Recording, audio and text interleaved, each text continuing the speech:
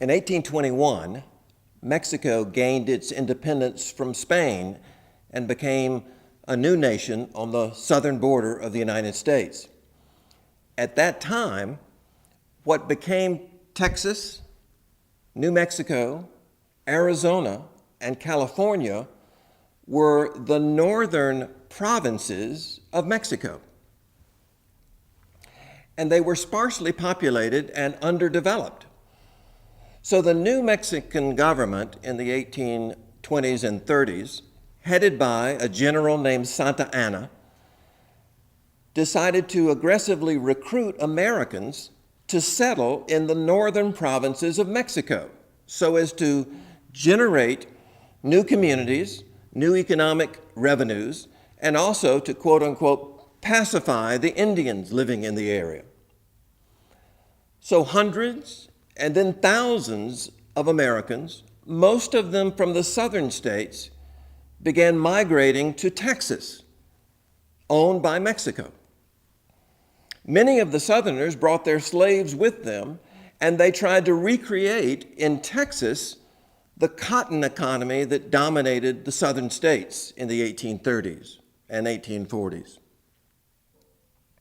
By 1835, however, the Mexican government had grown concerned that too many Americans were migrating into Texas, and they decided to cut off the flow of immigrants. Their doing so triggered a reaction among the Americans who had moved to Texas, and soon, in 1836, fighting erupted between the Americans in Texas and the Mexican forces. That civil war ultimately resulted in the Americans gaining independence for Texas from Mexico. And then that posed a very controversial question for the United States government. The new independent Republic of Texas requested annexation into the United States. Why was that controversial? By the 1830s, the balance between the non-slave states of the North and the Midwest and the slave states in the South, the political balance, had become very fragile. And Northerners were very concerned that the addition of Texas as a new slaveholding state would tip the balance of power, of political power in the United States in favor of the slavery states.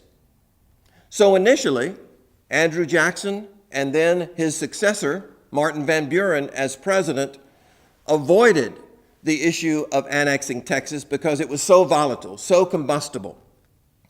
But during the 1840s, the new presidents, John Tyler and James K. Polk, were ardent Southern expansionists, and they aggressively promoted the addition of Texas.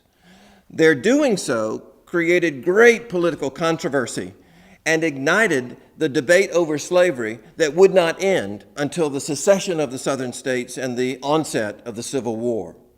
So Texas, in some respects, became a powerful catalyst for ultimately the division of the Union, the secession of the southern states, and the outbreak of the Civil War.